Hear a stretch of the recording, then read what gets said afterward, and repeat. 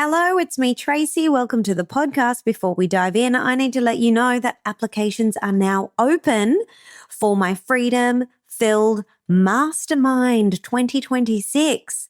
It was previously known as the Inner Circle Mastermind, but has now evolved into something even more powerful. This is the mastermind women join to scale their memberships, coaching programs, and online courses, and to look after themselves in the process. It is where you will unlock greater capacity, a calmer nervous system, and a healthier body as you grow your lifestyle business. It is intimate, it is high level, and it is exclusively for 20 women only in 2026. You'll get the digital sales systems and processes to scale your freedom-filled business and life, a power circle that you can trust, more access to me, and 2 luxe 3-day fresh retreats hosted in Australia and Bali. We begin in January 2026, but applications are open right now, but not for too long. This round is going to be electric. If you know that your next level is calling you, go to freedomfilledmastermind.com right now to apply. Mums with Hustle podcast, episode 518. Welcome to the Mums with Hustle podcast, where you'll discover everyday mum entrepreneurs killing it in their industry. Learn the secrets you can replicate to create your own success with your host, Tracy Harris. Ooh, I'm excited about this episode. I have no notes. Usually I do have some notes, at least like a bit of an outline, bit of a structure. But today I just want to share about our homeschooling journey up to this point. And it's been 18 months. Also, hello, my name is Tracy Harris. If this is the first time that you're listening to my podcast, welcome. I've been a digital entrepreneur for over 10 years now. And the whole purpose of this podcast is for me to share my experience of building an online business that prioritizes family and lifestyle first. So it's a business that is designed completely around my family and my ideal lifestyle. And I like helping women design their businesses around their ideal lifestyle and family and income goals and all of that. So anyway, about 18 months ago, my family and I decided to go to Asia. We actually thought it would be 5 months, that we would go to Asia for 5 months to escape the Australian winter. I don't like winter. Every single year when I was a young child, for I don't know how many years, for as long as I can remember, probably from the age of about 5 years old to, I don't know when it ended, 13, 14, 15. My wish whenever I blew out my birthday candles was to live on a tropical island. That's just what I used to say all the time. And I got to do that. So about 18 months ago, we went to Bali as our first stop on what we thought would be 5 months in Asia. And we'd been to Bali 4 times before that, and we loved it. And so we thought, yeah, we'll start there because we love Bali. And then we'll move on and maybe do Vietnam. We've never been there. We thought we'd go to Thailand. We've already been there 4 times. Absolutely loved it. We were hoping to not want to go to Thailand because we were like, let's try to go places that we haven't been already. We're already going back to Bali. So let's do, Vietnam, Japan, whatever. Anyway, we loved Bali so much that we were like, we don't want to go anywhere else in these 5 months. Don't care about not seeing anywhere else. We just love this and we want to feel what it's like to truly begin again in a foreign country. New friends, new community, new gym, like just live here and not feel like visitors. So the 5 months ended up turning into 6 months. And after that point, we had to come back to Australia for a short little bit anyway, because I was running a retreat. But I ran the retreat. We just went straight back to Bali. We were there for 18 months. It was amazing.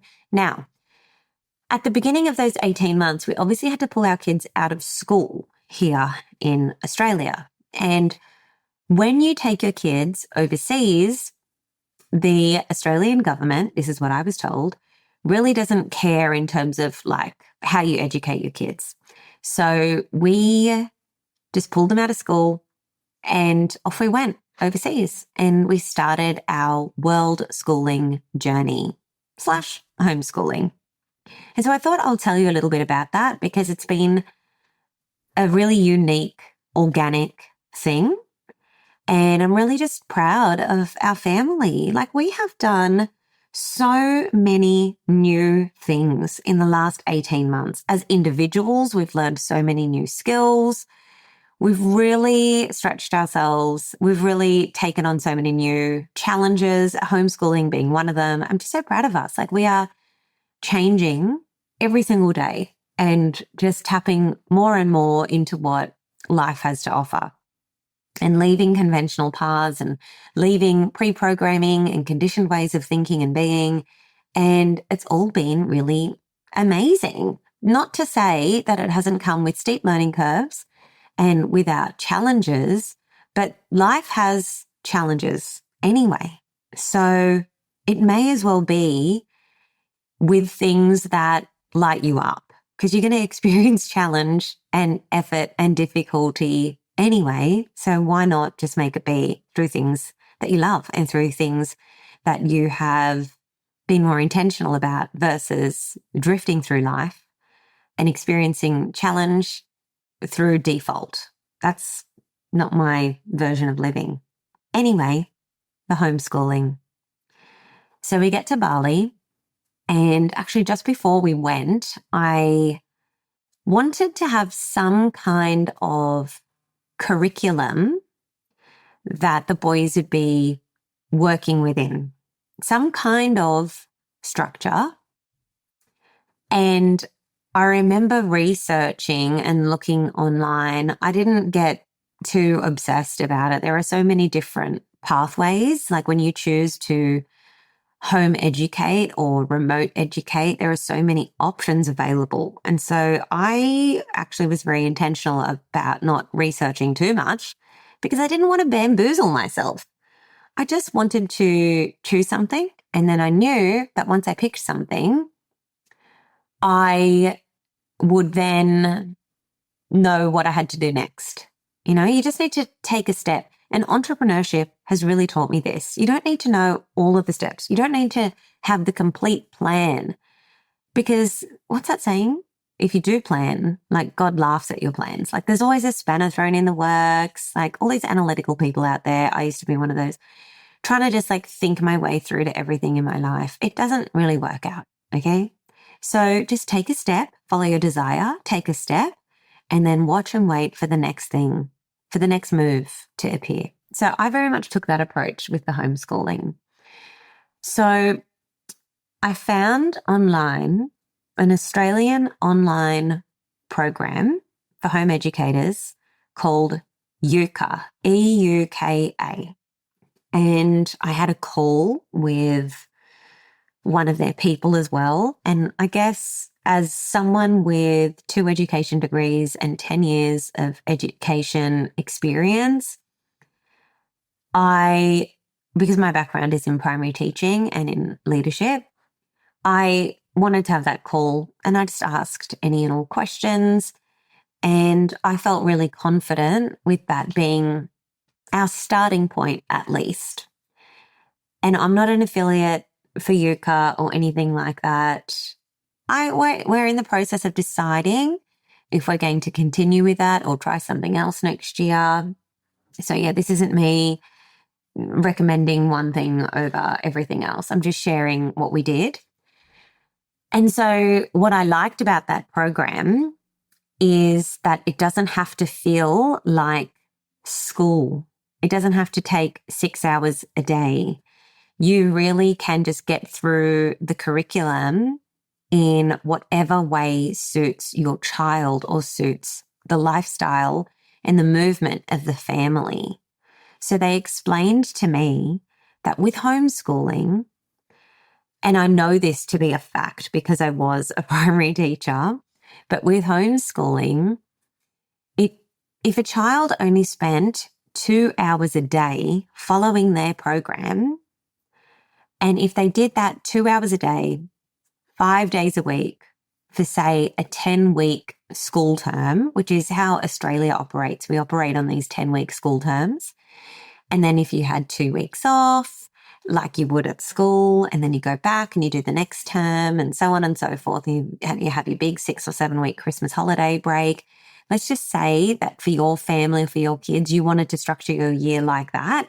You would only have to spend 2 hours a day doing the UCA program, following the school term, to finish the grade at the same rate as your peers would in a regular school.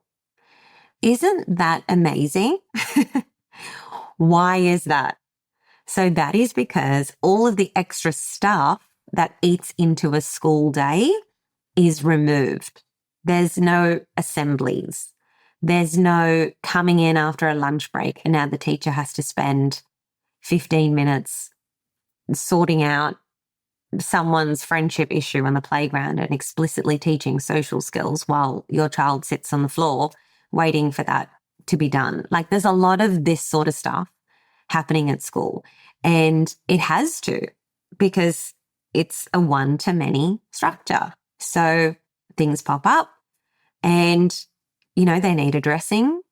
And there are many, many, many benefits to sending your child to school. This conversation, me sharing, is not about what's better, like homeschooling versus school. That's not the conversation that I'm trying to have. It's not the purpose of this conversation. I just wanted to share with everyone a bit about our journey. So anyway, I learned that from UCA and I was like, okay, cool. And then I also asked them about needing to tick things off, because I was like, some of these lessons, they're just not practical. We're not going to be in a place that has the equipment required for us to do this lesson in this particular way. Some of this stuff, I look at it and I'm also like, my kids already know how to do that. Other things they don't. And so what I liked hearing from them was that you can just actually tick things off if you have taught that same outcome, but in a different way. Say, for instance, if you can take your kids out and have a whole day excursion looking at marine life because you took them snorkeling in a national park in Bali, like what we did, then you can just tick off all of the lessons that teach those same outcomes because you've done it, and you've done it through an even better lived experience versus needing to follow the prompts and the lesson plans inside of the UCA platform. So they were very much like, these are just teaching and learning suggestions that we give to families that don't have an educator background, that aren't sure of how else they can teach this or cover this with their kids. And so you can take from this whatever lessons and structures you want. You can also just tick things off if you think, yep, they already know this. Just tick it off. It's fine. So I loved that. So when it came to structuring the kids' school week, we did just speak to them and we were like, the cool thing about this is that you can spend as little or as much time as you like on your schoolwork each day.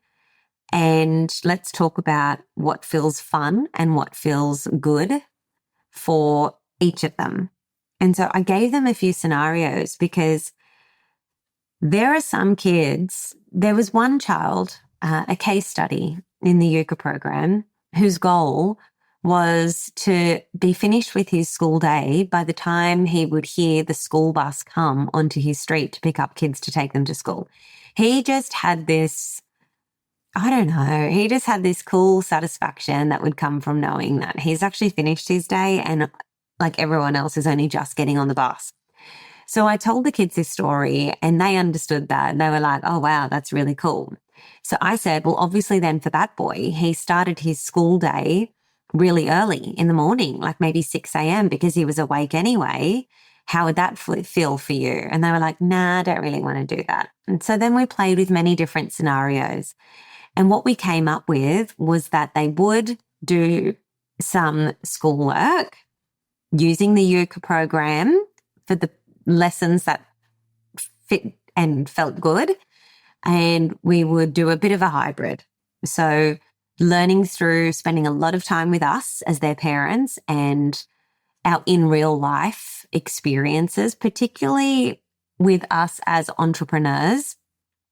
And, that means learning about advertising, marketing campaigns, content creation, copywriting, like they're part of that with us in there every single day. A lot of explicit teaching of interpersonal skills, social skills, all of those things are covered inside of subjects like, it used to be called PDHPE. I'm not sure what it's even called now. And then geography, history of other cultures. All of these things were being covered in our travels anyway. So that was really cool. So anyway, I said to the kids, how about you do the more formal education of English and maths and one other extra subject Monday to Friday, and we say that it's 2 hours. We just start with that. It's 2 hours because you should be able to get that done in that time if you're focused. And how about we have Saturday, Sunday still just as our weekends? Because when you actually run a business and a life like we do, you can decide that, Wednesday, Thursday is your weekend. Like you get to design your week according to your life. And I think people forget that. But anyway, we were very much working with the traditional weekend and weekday structure. So weekends were off from school. And then we decided not to have any school holidays ever. So what that meant was we could just decide when we wanted to have our time off. So we typically said there's no learning, there's no school happening at all when we maybe go back to Australia. And we went back to Australia twice, each time for 3 weeks. So we were like, that's your school holidays when we go back to Australia. And there were a couple of times where we went away for say like a week at a time on holidays within Indonesia. And then we also said, don't worry about like your fancy learning, your traditional learning. That's not happening. We're not going to be doing that stuff during this time. So we had school holidays when it suited us and our location and our movement. But what that meant is that, it just looked different. And they never felt it because they were overseas. Like they never felt like, oh, all of our friends are on school holidays and we're not. No, they fully understand the concept that we choose when we have school holidays. And they really love that. They love that autonomy and the choice there. So something else that is really cool is that the kids finished their grades pretty much on the 1st of October this year. So when everyone was on school holidays and before they were heading into term 4, our boys were already finished school. So at the time of this recording, yes, school is still on. Our boys are finished, but they have kept up the habit of daily learning just through doing some exercise books, actually. They've got 3 exercise books that they're working with at the moment. 2 are English focused. So it's spelling and reading comprehension focused. And then another is math. And they just do a page from each book every day. It probably takes them 20 minutes maximum to do those. And that is just, they know that they've finished school. They know that this is just extra. And it's just to consolidate and to keep the habit of learning there. They also read every day for a minimum of 20 minutes. They also read, they've got a children's Bible with like a CD. It's so old school, back from when I was a teacher. So they've got that. And they love listening to like a Bible story every day. They just press play on that and they're just so amazed. The youngest is like, Mum, how does the person on the CD know the words in this book? Because they are used to complex technology, that like the idea of like, what is it? Like a reading sort of cassette or CD with the book, that feels radical to them. So anyway, I always have a little chuckle. But they do that every day, and then they play or they pursue their interests. So back to our world schooling experience in Bali, I would say to the kids often enough, I was like, how's this routine still working for you? Do you feel like doing 2 hours a day, Monday to Friday, is still what you want to do? Or would you like to try doing 3 hours a day and then having 1 or 2 days completely off in that like typical school week? And so we experimented with that a couple of times, and they were like, oh, no, I do actually like the 2 hours every day. They started to like that routine. And then I think there was a stage where we cut back to 4 days, and they loved that, which meant that they just worked a little bit extra every other day. So that was really cool. What else can I tell you? So because it really was only 2 hours a day on school, it allowed for more time for them to focus on their music. So my boys love music, and they each had 4 private music lessons per week. So that includes vocals, piano, drums, and guitar. And so that would usually in Australia have to come after school hours. Whereas when we are overseas and when we're homeschooling or world schooling, those music lessons could just fit into our work day. So Carl and I would work from 10 a.m. till about 3 p.m. in the afternoon. And so the boys would go to their music lessons during that time, so that when we have finished working in our business, we're all just available for family time. We don't need to take them to and from extracurricular activities. So that was really cool. And we had a nanny, and a male nanny, which was awesome. And he would take the boys to their music lessons and wait there with them and bring them back. Something else that the boys really loved doing in their time while we were working and, after they finished their formal school and, around all of their music lessons, they really took a keen interest in fishing. And they were not like fishing kids. Like, we are not fishing people. But that was a new interest and hobby and skill that they were able to develop thanks to their nanny. And so they would often go fishing in different places. And that was, just an incredible, like a whole new world of learning for them. So lots and lots of fishing, interacting with locals, speaking in Bahasa, which is Indonesian, currency exchange, speaking, trading, all sorts of things. Like, it was just absolutely incredible. So would I say that it was a great thing for us? Yes, absolutely. Were there some challenges? Yes, there were. So the first thing that I wanted to let everyone know is that I was not the teacher for homeschool. Now, you absolutely can be. It could be one of the parents. It could be both of the parents. But I did not want to do it. What I did want to do was be involved. Like, I wanted to know what they were learning. I wanted to know every single week on a Friday from the teacher, what did they do in the week? What things were challenging for them? What's their next best step moving into the next week? What were they nailing, or where was their progress? And so call me Principal Harris or Supervisor Coordinator AP. That was my role. But was I in the classroom face-to-face teaching my children? No, I was not for those 2 hours. But I was their educator, and my husband is their educator when we are out in real life doing the world schooling part. So we did a hybrid of what people would call homeschooling with world schooling.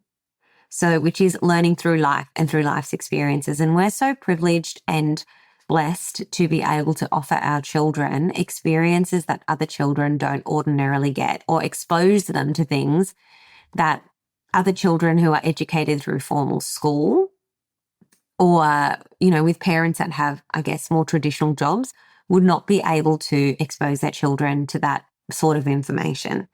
So in particular, lots of digital marketing skills, entrepreneurship skills, conversations around investments, property purchases, things like that. Like our kids are very exposed to all of that. And we teach out loud and share and involve our kids in all of those things as well, as much as what is appropriate.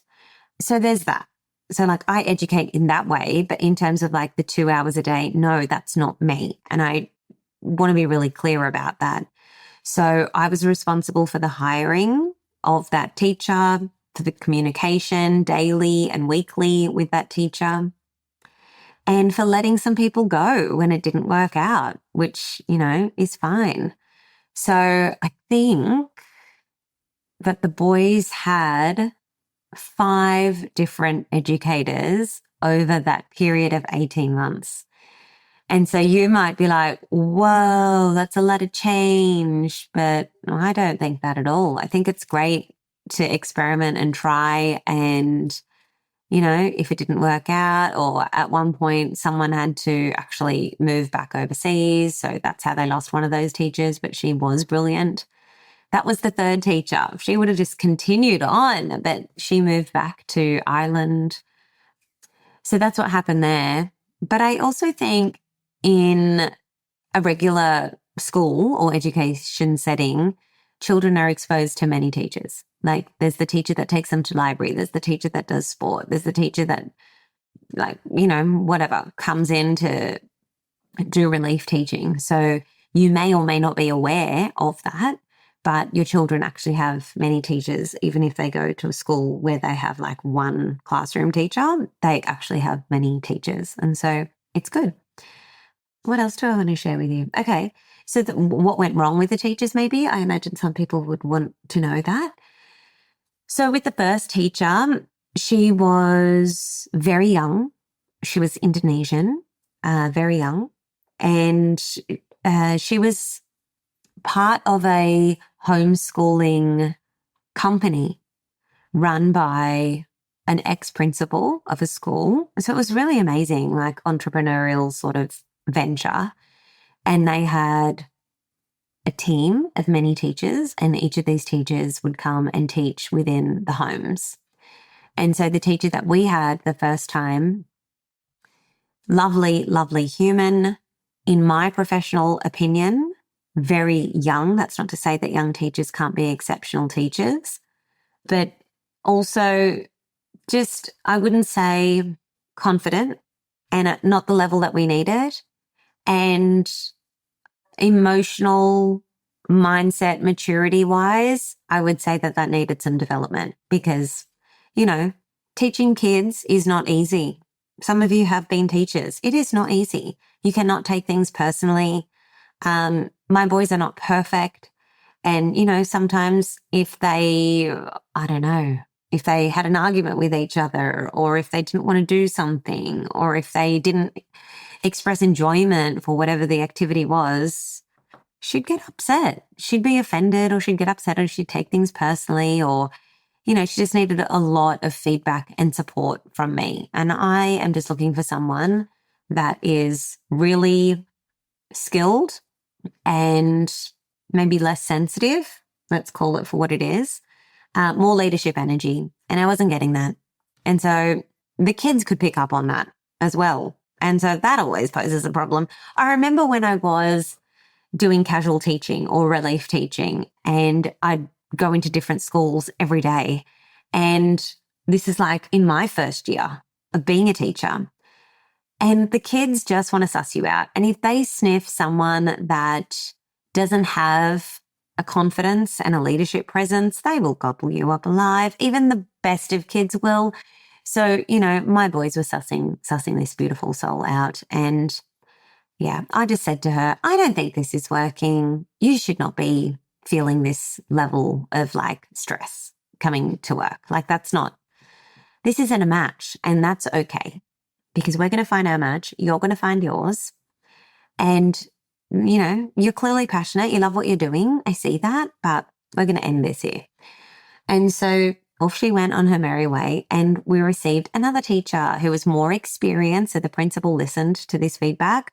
By the way, these teachers were helping the boys implement the UCA program, okay, for English and maths and the one extra subject. So then along comes the second teacher, a little bit older, probably 5 years older, more experience, and I'd say probably more developed, like English language as well, because that can be a thing. And that was pretty good. That was pretty good for a long time. Why did that end? I think that ended because I wanted to have the boys have someone whose level of English language was better. Because what was actually happening there, okay, I remember. What was happening there is that she wasn't picking up on some of their grammatical errors or some spelling rules and things like that with their writing. And I mean, when you have kids, like primary age kids that are still learning this stuff and they're making mistakes and they can't self-identify the mistake or self-correct it, they really do need the adult in their life to be able to say, oh, grammatically that sentence structure is incorrect. We need to write it like this. So if she didn't have the skills to do that, or if she was just letting things slip, then that was not okay, because they would actually go backwards. So that's what happened there. So we ended that with that homeschooling company, and I found the third teacher who was amazing. And she was actually Irish, from Ireland, and she owned a cafe with her husband in Ireland, but they'd lived in Bali for 2 years. Because they could. So they had found a general manager and staff to run the cafe so that they could just travel and live life. And so she actually had a background in teaching as well prior to her opening up the cafe. And so when she was in Bali, obviously 2 years had passed, and she found herself maybe a little bit bored. So she responded to a job ad that I put up online. And she was like, this sounds really fun for me. I would love to teach 2 boys 2 hours a day. Feels like enough work for me to feel mentally stimulated and like I'm using my purpose, but then gives me so much time off. So anyway, she had the job for a long time, and she was amazing. And then they decided that they wanted to go back to Ireland and start having babies, which is very exciting. So we lost her, and then we had someone else come on board who she recommended, but that was quite short-lived. It was not the right fit. So we moved her on. And then I ended up being Principal Harris and structuring everything so well. Like, if there's one skill set that teachers have, and also that I've been able to use in this business, it is systems and processes. Like, everything runs on systems and processes. So I really just created a system and a process for how those 2 hours need to look, exactly what the boys need to do. What do they need to do if they finish early? What do they need to do if they're struggling? Like, a system and a process for absolutely everything. And then I had the boys' nanny just supervise those 2 hours. And that worked so well. I'm like, wow. So anyway, that was amazing. And that is ultimately what we ended up doing for the remainder of our time in Bali. So I know that a lot of people will be like, oh, wow, that sounds like a nightmare. But it really wasn't. It really wasn't that hard. The boys were happy. Like, I think you need to go into these things with enough of a plan, but not a rigid plan, and be prepared to pivot. And it's not going to be long before our kids don't even need anyone supervising they're learning at all. Like right now in Australia, like I said, they're doing their 20 minutes of reading a day. They're doing their Bible story. Oh, something I forgot. They're going on Duolingo and they have to do 3 Indonesian lessons a day. So they're doing that. That is on a device. And then they're doing their 3 exercise books, 2 English, 1 math. And they're doing that whole system and process independently without me. They come and they give me their little books when they're finished, and I get to go through it with them. And I love that. We snuggle in on the couch and we get to talk about, what they got right and what they're finding easy, and maybe what they got wrong and why, like where the wheels fell off a little bit. And we get to have these conversations about, their growth mindset, and that we don't learn when things are easy. We're not learning from any of the things here that we got right. We're only learning in the space between. We're learning in that space of, I don't know how to do this. And so I'm enjoying that. So I guess if you're listening to this, you might be thinking, well, Tracy, you are doing the homeschooling.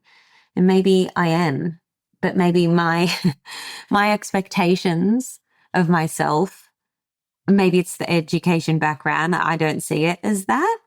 But I guess, there's no one helping us here in Australia. The boys are just here at home with us while we're working, and they're doing their little routine here, even though they've finished school for the year, they're doing their routine. But they're playing their music. They've only got 1 music lesson a week, which is a bit sad. I'm finding it really difficult to get the music lessons back up and running in terms of like those music tutors being available here when we need them. And like things were just so much easier in Bali and more accessible, but also more affordable, which is really cool. But I'd pay the people. I just can't find the people, which is annoying. I'm like, where are the people that want to teach music to kids? And like, where are the people that will teach music to kids within school hours in our home? That's what I'm looking for. So that's really challenging, but that's all right. We're having fun. They're being good. They're loving it. They prefer it. And we still have our beautiful slow mornings. Like we're waking up unrushed, not stressed. The kids are making breakfast. The eldest is now working the barbecue and like doing steaks for my husband and I, and cooking eggs for all of us. And the youngest is like on the fancy La Marzocco coffee machine, working on his barista skills. He's only 8 years old, but he makes an amazing long black. And so they're part of our life, and they've got all of these incredible skills, life skills and knowledge that they've picked up from experiences on our travels. And it's just been the most wonderful thing. And I'm really grateful for the privilege of being in a position where we can do that, and for finding ways that it doesn't bring stress to our household and our family, because I know that a lot of you are interested in homeschooling, or you do homeschool. And for those of you that do, I'm willing to bet that your structure looks so different to what mine does. And that's the beautiful thing about it. You get to design it your way, and you get to design it based on the season that your family and your kids are in, and based on the place. Like from place to place, there's going to be different support and services available to you. So you got to just pivot and go with the flow and enjoy the process and all of the beautiful benefits. It does mean that you need to work harder on finding opportunities for your children to be social with other children. But what we've found is their social skills in general have also advanced, because the amount of people that they're interacting with on a daily basis has actually expanded. So because they're out in the real world 7 days a week and not just Saturday and Sunday, they are interacting with people of all cultures, nationalities. Like in Canggu, where we lived in Bali, that is an expat town.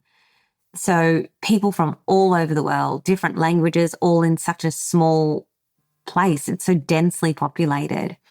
not to mention all of the beautiful locals that live and work there that they would interact with daily.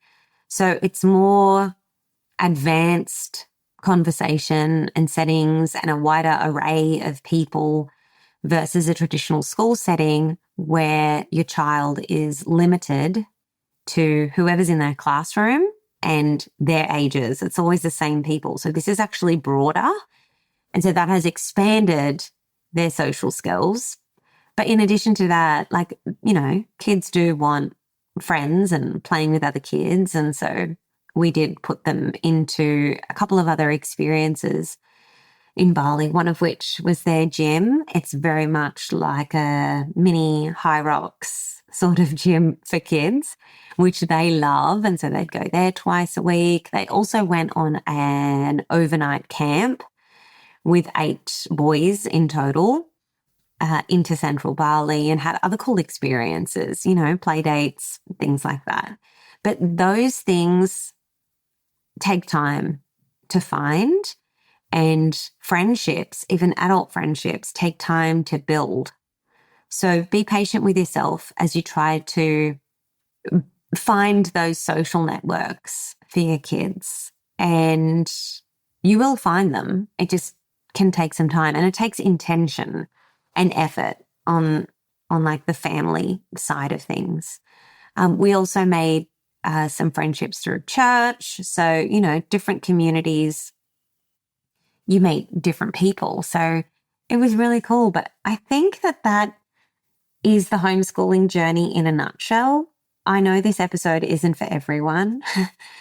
Maybe you're not thinking about homeschooling at all. Maybe you don't even have children. But it also gives you a little glimpse into how we live. Anyway, that's the update. Let me know what you thought about this episode, and I'll see you next week. Bye-bye.